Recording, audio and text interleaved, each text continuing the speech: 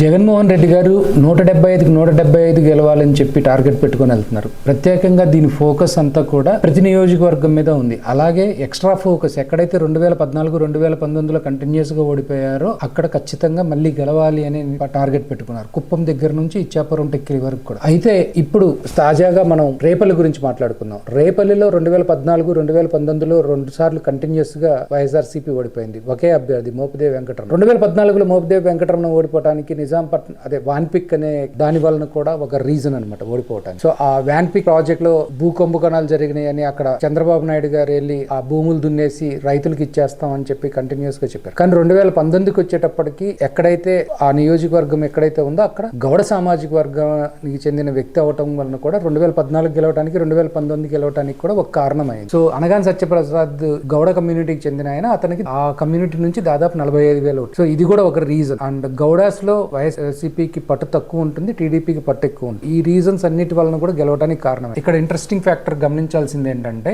రేపల్లి నియోజకవర్గం నుంచి 2009లో మోపిదేవి వెంకటరమణ గెలిచారు. అప్పుడు దాదాపు 57,000 ఓట్లు, 64,000 ఓట్లు మోపిదేవి వెంకటరమణకు వచ్చాయి. అనగాని సత్యప్రసాద్కి 58,000 చిల్లర వచ్చినాయి. డాక్టర్ ఈవూరు గణేష్ ఎవరైతే వైఎస్ఆర్సీపీ క్యాండిడేట్ ఉన్నారో ఆయనకి 26,000 ఓట్లు. దాని తర్వాత ఏం జరిగిందంటే ప్రజారాజ్యం పార్టీ కొలాప్స్ అయిపోయింది, ఇంకా ఆయన పోటీ చేయలేదు. సో ఇక్కడ 2014లో అనగాని సత్యప్రసాద్ మళ్ళీ పోటీ చేశారు, 85,000 ఓట్లు వచ్చినాయి. సో ఇక్కడ అనగాని సత్యప్రసాద్కి 85,000 ఓట్లు వచ్చినాయి. అప్పుడు జనసేన కూడా మద్దతు ఇచ్చింది, బీజేపీ మద్దతు ఇచ్చింది. తర్వాత మోపిదేవి వెంకటరమణ 71,000 అంటే 13,000 చిల్లర ఓట్లతో ఓడిపోయారు. కానీ 2019కి వచ్చేటప్పటికి 174,000 ఓట్లు పోలైనప్పుడు 85,000 ఓట్లు వచ్చినప్పుడు 186,000 ఓట్లు అంటే దాదాపు 12,000 ఓట్లు పెరిగినా కానీ సేమ్ ఒక 4,000 ఓట్లు మాత్రమే అనగాని సత్యప్రసాద్కి పెరిగినాయి. 78,000 ఓట్లు మోపిదేవి వెంకటరమణకు వచ్చినాయి. ఇక్కడ 71,000 వచ్చినాయి, ఇక్కడ 78,000 వచ్చినాయి. అంటే దాదాపు 7,000 ఓట్లు ఇక్కడ పెరిగినాయి. సో కొత్త ఓటర్లు తెలుగుదేశానికి దూరం అయ్యారు లాస్ట్ టర్మ్ అని చెప్పి చెప్పుకోగలగటానికి ఇది ఒక కారణం. Same time